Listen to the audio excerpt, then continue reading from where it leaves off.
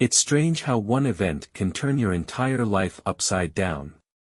7 years of marriage, a beautiful home, a close circle of friends, I thought I had it all. But one birthday party was all it took to shatter everything I believed about my wife, my best friend, and the life we had built together. My name is James, and I'm 32 years old. I work as an IT consultant, a career I enjoy and one that provides a comfortable life for my wife, Rachel, and me. Rachel, who's 28, works in marketing. She's always been the more outgoing one in our relationship, bubbly, confident, and the type of person who could light up a room. We met when she was finishing college and I was already a couple of years into my career. It was one of those instant connections that made everything feel effortless. Within a year, we were married, pooling our savings to buy a modest but charming house in a quiet, well-kept neighborhood. Our life together was what most people would consider ideal. We both had stable jobs, shared hobbies, and a strong circle of mutual friends, including my best friend, Aaron. I'd known Aaron since high school, and he was like a brother to me. He and Rachel got along well, and over the years, he became a fixture in our lives, joining us for barbecues, helping with home projects, and even house-sitting when we went on vacation. Life was good, or so I thought. The first cracks in our seemingly perfect marriage appeared subtly, so subtle that I brushed them off without much thought. But looking back now, I see those early moments for what they were, warning signs that I was too blind to notice. The first signs were so small, so easy to dismiss, that I didn't even register them as warning signs. Rachel was always sociable, always the kind of person who thrived on connection and attention. But recently, her behavior had shifted in ways that felt off. For starters, she started spending more time on her phone. It wasn't just a quick glance to check a notification or reply to a message.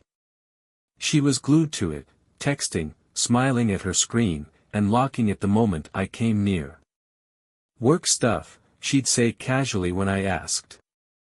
And while her job in marketing often demanded after-hours attention, something about her tone didn't sit right with me. Then there was the way she started dressing. Rachel had always taken pride in her appearance, but lately, it seemed like she was putting in extra effort, new clothes, more makeup, even perfume she'd never worn before. "You look nice," I said one evening as she got ready for a casual dinner with friends. "Thanks," she replied, flashing me a quick smile. "Just felt like dressing up a bit." I didn't think much of it at the time. She looked amazing, and I was proud to have her by my side. But now, those moments stand out like red flags I should have noticed. What really started to bother me, though, was how she acted around Aaron. Aaron had always been a part of our lives, and I'd never once doubted his loyalty to me. But lately, I couldn't ignore the way Rachel's demeanor changed when he was around. She laughed a little too hard at his jokes, found excuses to touch his arm during conversations, and seemed to light up whenever he walked into the room. I brushed it off as harmless. After all, Aaron was like family. He'd been with me through thick and thin, and I trusted him completely. Still, the nagging feeling in the back of my mind wouldn't go away. Things came to a head when Rachel mentioned Aaron's upcoming birthday party. "It's going to be a big one," she said, her excitement evident. "He's renting out that private lounge downtown, and he wants everyone there." I nodded, happy for Aaron. "Sounds great. I'll pick up a gift." Rachel tilted her head, a sly smile on her face. "Don't worry about it. I've got it covered. I already found the perfect gift for him." It struck me as odd, the way she seemed so invested in the details. But I didn't want to be the paranoid husband questioning his wife's enthusiasm for a friend's birthday. So, I let it go. But as the party approached, Rachel's behavior grew even stranger. She spent hours shopping for the perfect dress, fussed over her hair and makeup, and even insisted on handling all the logistics of our arrival. "It's just a party," I said one evening as she laid out her outfit. "I know," she replied, smiling at me. "But it's a big milestone for Aaron. I just want it to be special." Her words were innocent enough, but something about the way she said them made my stomach tighten. I couldn't shake the feeling that there was more to this party than she was letting on. The night of Aaron's birthday party arrived, and Rachel was practically glowing with excitement. She spent hours getting ready, slipping into a sleek black dress that hugged her figure in a way that turned heads. "How do I look?" she asked, giving me a twirl in the bedroom. "Beautiful," I said, meaning it. She always had a way of looking effortlessly stunning, but tonight, it felt like she'd gone above and beyond. "Ready to go?" she asked, grabbing her purse and the carefully wrapped gift she'd chosen for Aaron. I nodded, though I couldn't ignore the gnawing feeling in my gut. Something about her enthusiasm for this party seemed different. We arrived at the private lounge downtown, a swanky space with dim lighting, soft music, and an open bar. Aaron was already there, surrounded by friends and co-workers, his easygoing smile lighting up the room. "James." "Rachel," he called out as we walked in, giving each of us a warm hug. "Happy birthday, man," I said, handing him the card I'd picked up earlier. Rachel stepped forward, holding out her gift with a wide smile. "This is for you," she said, her tone soft, almost intimate. Aaron opened the gift immediately, pulling out a vintage leather-bound journal, a thoughtful and expensive item I didn't even know she'd bought. "This is incredible," he said, looking genuinely touched. "Thank you, Rachel. You always know exactly what I need." I forced a smile, feeling a twinge of discomfort as they exchanged a look that lingered just a second too long. The party was in full swing within an hour, with drinks flowing and laughter echoing through the lounge. Rachel mingled effortlessly, charming everyone she spoke to.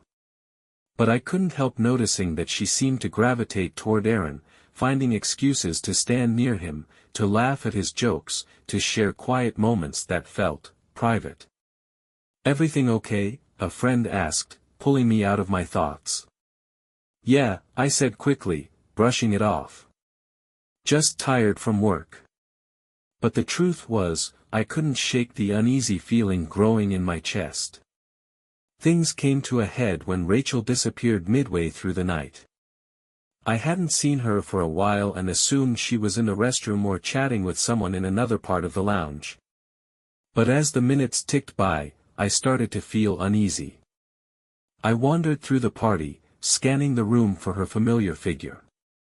When I didn't see her, I stepped outside, thinking she might have gone for some fresh air. And that's when I saw them. Rachel and Aaron, standing close together in the dimly lit corner of the lounge patio.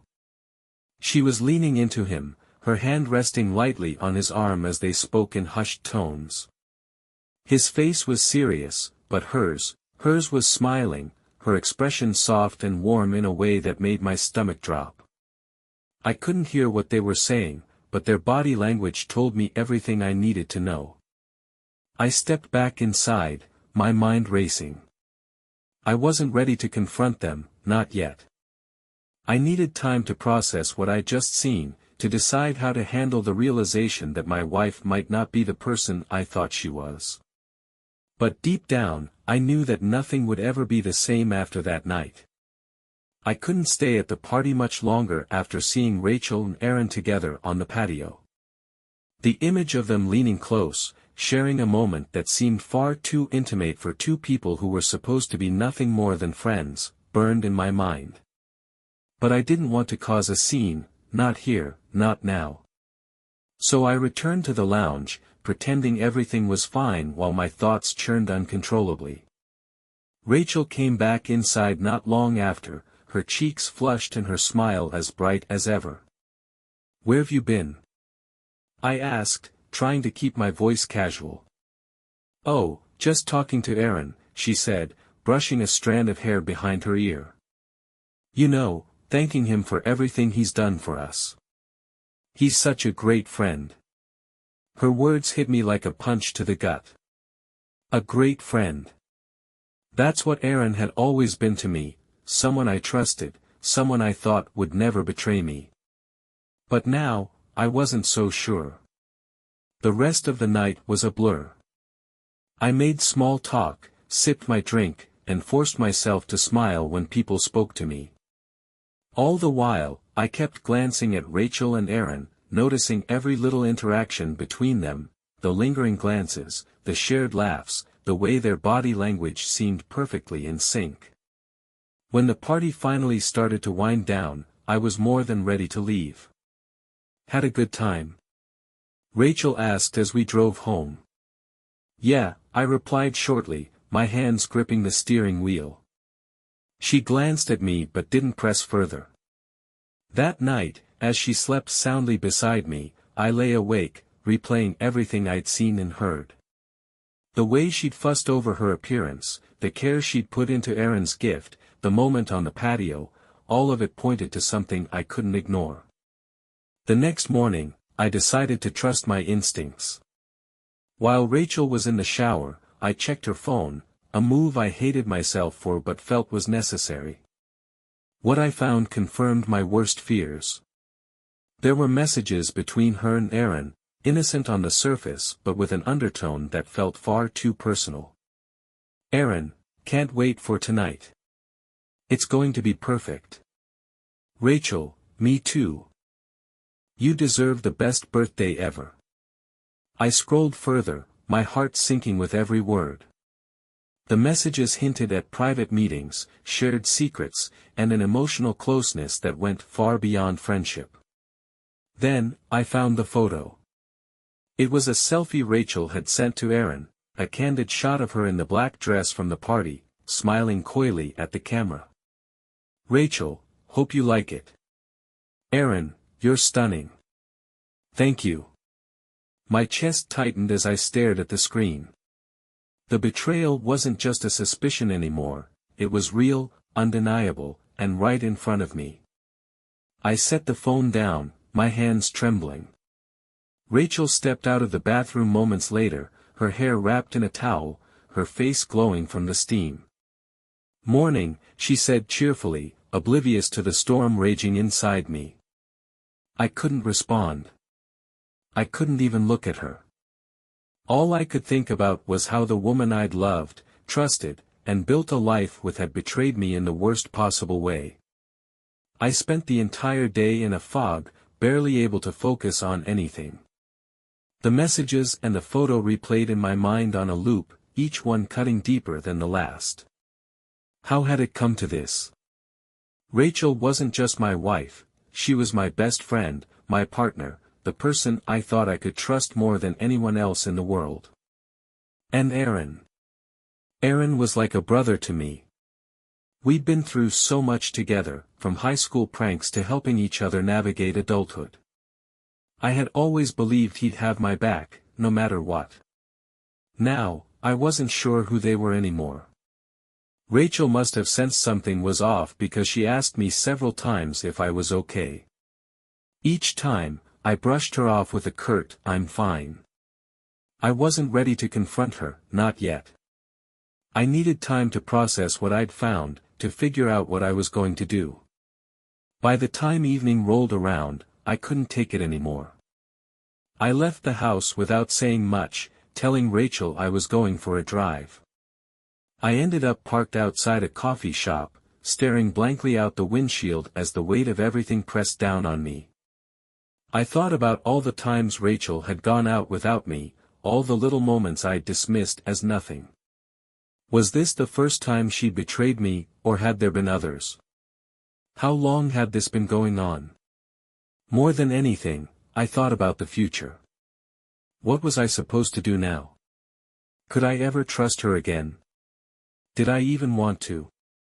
When I got home, Rachel was waiting for me in the living room, her expression a mix of concern and confusion. "You've been acting weird all day," she said as I walked in. What's going on? I wanted to confront her right then and there, to throw the messages and the photo in her face and demand answers. But I couldn't. The words wouldn't come. Nothing, I said instead, walking past her. James, come on, she said, following me. Talk to me. I turned to face her, my chest tight with anger and heartbreak. I'm tired, I said finally. I just need some space. She frowned, clearly hurt, but she didn't push further. Okay, she said quietly, stepping back. But if something's bothering you, I want to know. I nodded, not trusting myself to say anything else. That night, I lay awake in bed, staring at the ceiling while Rachel slept beside me. The realization of what had happened, of what was likely still happening, felt like a weight pressing down on my chest. The woman I loved had betrayed me. My best friend had betrayed me. And there was no going back to the way things were. I woke up the next morning with a gnawing sense of dread, the kind that sits in your gut and refuses to leave. I knew I couldn't keep pretending everything was fine. The longer I stayed silent, the more it felt like I was betraying myself. Rachel noticed my distant behavior immediately. She watched me over breakfast, her eyes full of questions she didn't voice. I could feel her waiting, expecting me to say something, but I couldn't bring myself to meet her gaze. By the afternoon, I couldn't hold it in any longer. I found her in the living room, scrolling on her phone, and stood in front of her until she looked up. James, she said, frowning. What's wrong? I took a deep breath, my hands clenched into fists at my sides. I need to know the truth, Rachel. About you and Aaron. Her face froze, her expression shifting from confusion to shock. What are you talking about? She asked, her voice unsteady. Don't play dumb, I snapped, my voice harsher than I intended. I saw the messages. The photo. I know something's going on between you two. Her mouth opened, but no words came out. She looked like she'd been caught in a spotlight, exposed and vulnerable.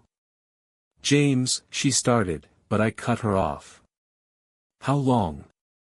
I demanded, my voice shaking. How long have you been lying to me?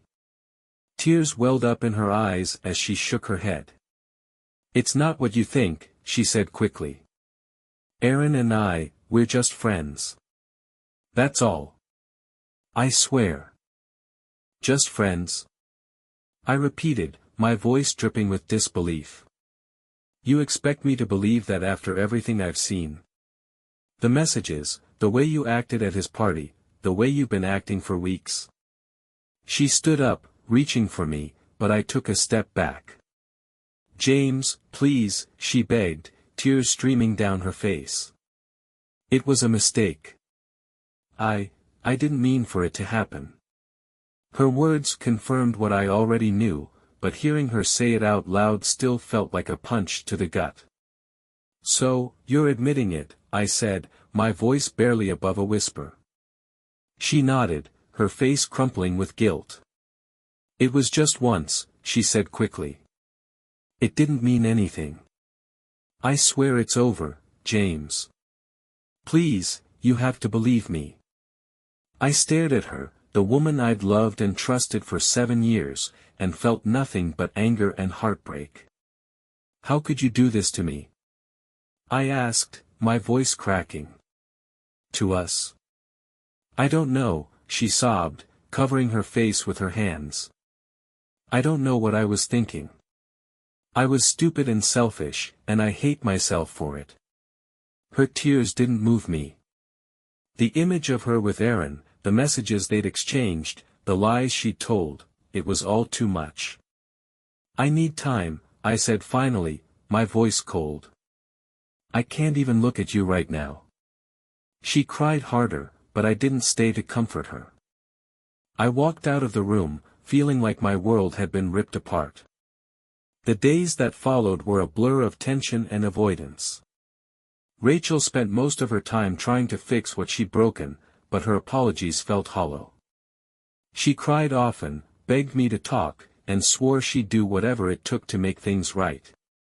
"It was a mistake, James," she said one evening, her voice breaking.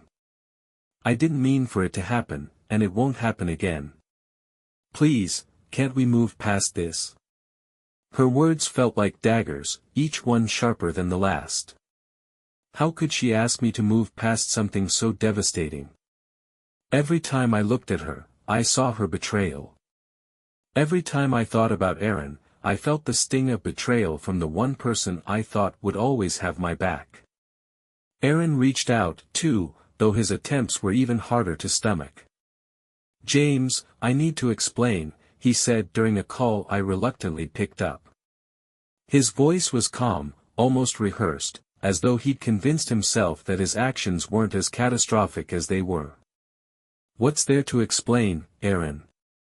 I snapped, my voice tight with anger. "You betrayed me. You went behind my back with my wife. What part of that needs clarification?" "It wasn't like that," he insisted, his tone defensive. "It was a mistake, a lapse in judgment. I never wanted to hurt you, man." A bitter laugh escaped me. "A lapse in judgment? That's what you're calling it?" He sighed heavily on the other end of the line. "I know you're angry, and you have every right to be. But it wasn't planned. It just happened." "Things like that don't just happen, Aaron," I said, my voice rising. "You made a choice, a deliberate, selfish choice, and now you're trying to act like it's not a big deal." "I'm sorry," he said, his voice softer now. "I wish I could take it back, but I can't. I'll do whatever I can to make it right." "You can't make this right," I spat before hanging up. Despite their constant apologies, Rachel and Aaron's words only deepened my resentment. The more they tried to explain, the more I realized they were trying to minimize what they'd done, as though saying, "sorry," would magically erase the pain they'd caused. For a brief moment, I entertained the idea of forgiving Rachel. She seemed genuinely remorseful, and part of me wanted to believe that we could somehow rebuild what we'd lost. But then, everything came crashing down again. One evening, Rachel left her phone on the kitchen counter while she stepped outside to take a call. I glanced at it out of habit, not intending to dig deeper, but a message from Aaron popped up on the screen. "Can we meet tomorrow? We need to talk." My heart sank as I stared at the words. So much for it being over. When Rachel came back inside, I confronted her immediately, holding up the phone. "Care to explain this?" I asked, my voice icy. Her face paled as she saw the message, and she opened her mouth to speak, but no words came out. "Don't bother," I said, my voice shaking with anger. "I've heard enough of your excuses." Her silence told me everything I needed to know. The betrayal wasn't over, it had never really ended. After seeing Aaron's message on Rachel's phone, something inside me snapped. Any shred of hope I'd been holding onto was gone, replaced by a cold certainty that my wife and my best friend had no intention of stopping whatever was going on between them. I didn't say anything else that night. Rachel tried to explain, her voice trembling as she begged me to listen, but I wasn't interested in her excuses anymore. I went to bed, though sleep was the last thing on my mind. The next day, I decided to follow her. I felt like a man possessed, driven by the need to know the full extent of her betrayal. If Rachel and Aaron were planning to meet, I wanted to see it for myself. Sure enough, just before noon, Rachel grabbed her purse and announced she was going out to run errands. "Don't wait up," she said casually, her voice too light, too rehearsed. I nodded, pretending not to care. But the moment she walked out the door, I grabbed my keys and followed her.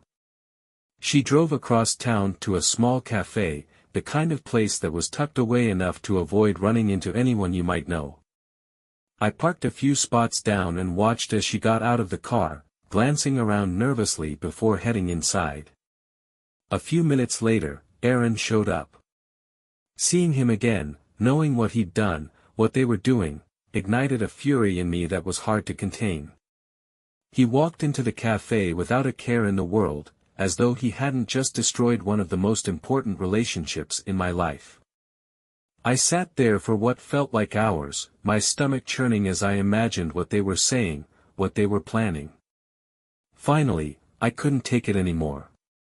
I got out of the car and walked into the cafe, my heart pounding. It didn't take long to spot them. They were sitting at a corner table, their heads close together as they spoke in hushed tones. Rachel's hand rested on Aaron's arm, her face a mix of guilt and something else, something that looked far too much like affection. Neither of them noticed me at first.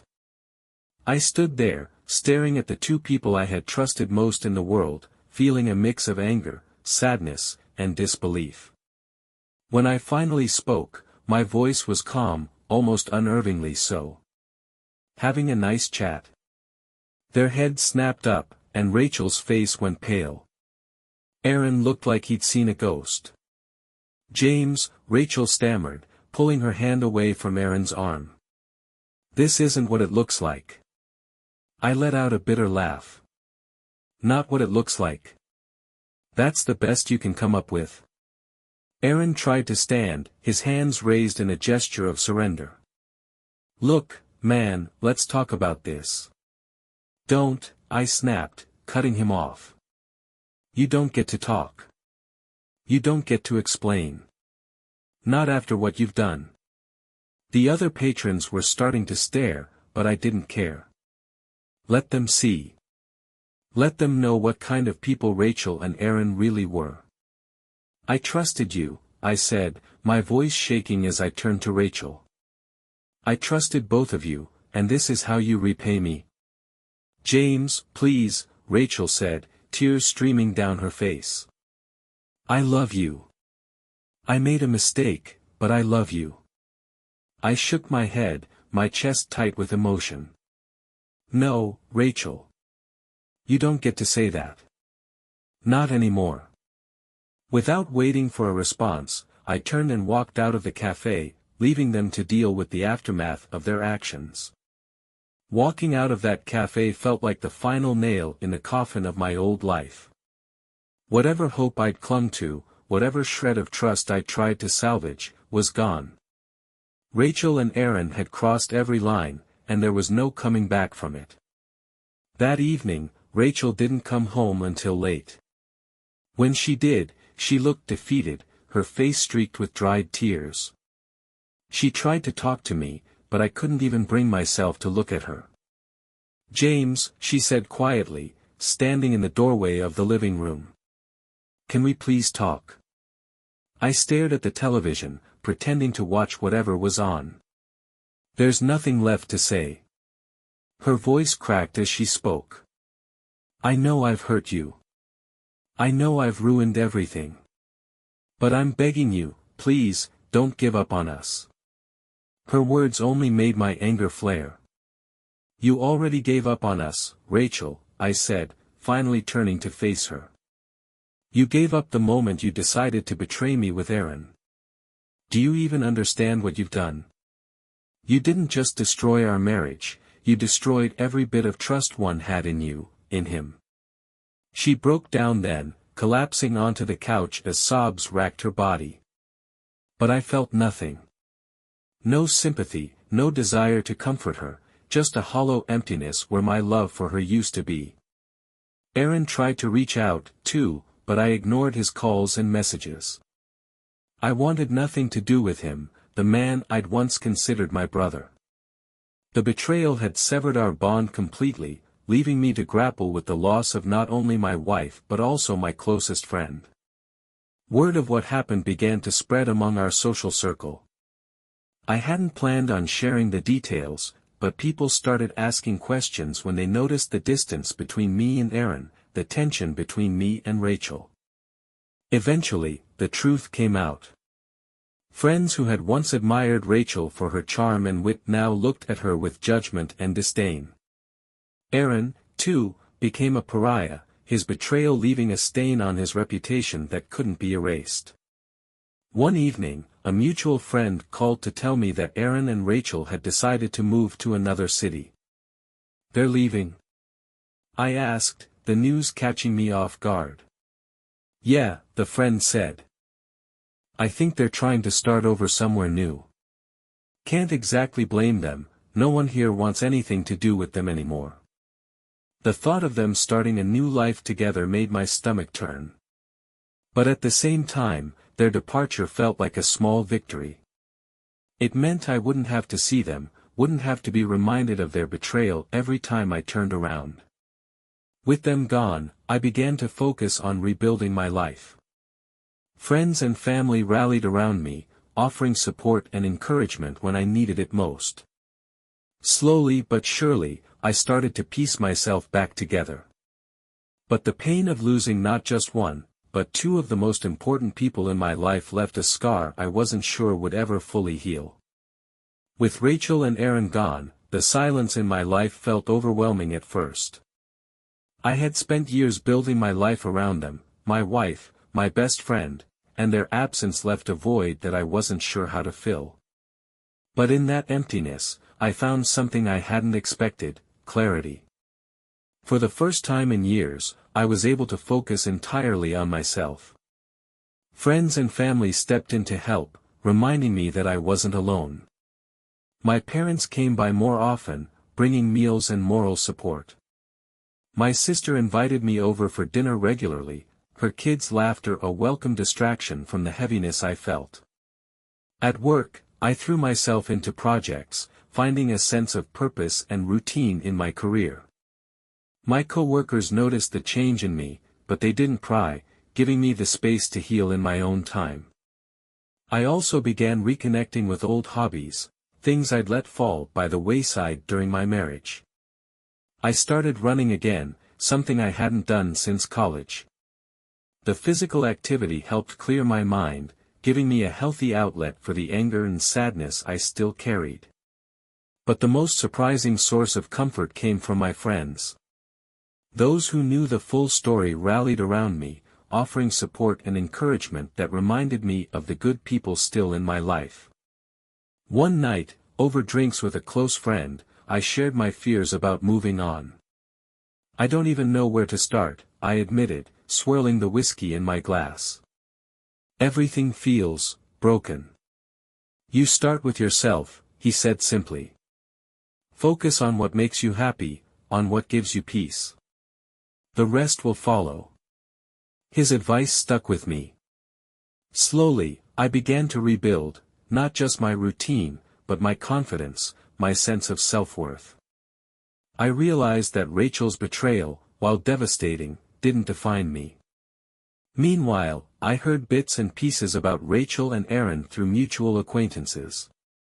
They'd moved to a city a few hours away, trying to start fresh. But their new life wasn't as idyllic as they might have hoped. Rachel struggled to find work, her reputation tarnished by the fallout of her actions. Aaron fared no better, his once close friendships reduced to strained acquaintanceships. I won't pretend I felt sorry for them. They'd made their choices, and now they were living with the consequences. As for me, I learned to forgive, not for their sake, but for mine. Holding on to the anger only kept me tethered to the past, and I didn't want to carry that weight anymore. By the end of the year, I felt lighter, freer. The pain hadn't disappeared entirely, but it no longer controlled me. I had my life back, and for the first time in a long time, I felt hopeful about the future. As the months passed, the wounds left by Rachel and Aaron's betrayal began to heal. Life didn't magically return to normal, but I found myself building a new version of it, one without the weight of their presence holding me back. I redecorated the house, turning it into a space that felt like mine.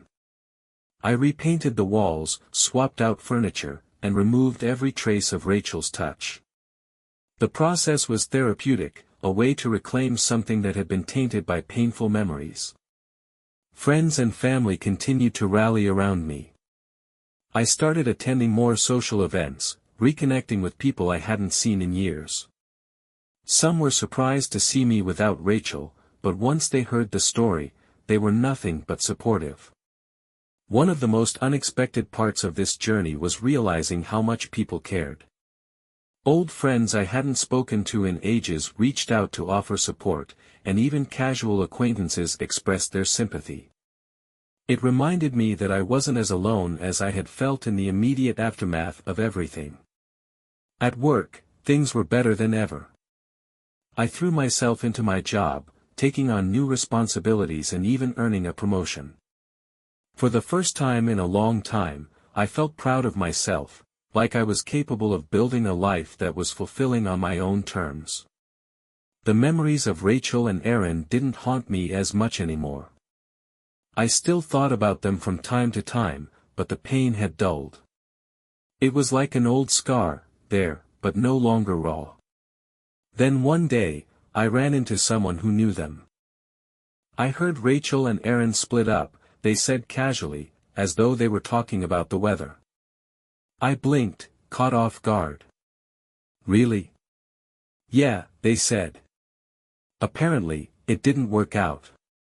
Can't say I'm surprised. I didn't know how to feel about the news. Part of me wanted to laugh, to revel in the irony of their failed attempt at a fresh start. But another part of me felt nothing at all. They were no longer a part of my life, and their choices, good or bad, no longer affected me. That realization was freeing. For so long, I'd let their betrayal define my life, but now, I saw it for what it was, a painful chapter that I'd survived and moved past. By the end of the day, the conversation was already fading from my mind. I had more important things to focus on, my friends, my family, my future. A year after the betrayal that changed everything, I stood in my backyard, watching the sunset cast warm hues across the sky. The air felt lighter, freer, and for the first time in what felt like forever, so did I. Life had changed in ways I couldn't have imagined.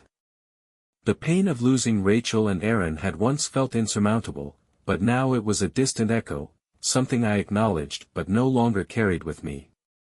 Rebuilding hadn't been easy. There were moments when the anger, sadness, and sense of loss felt overwhelming.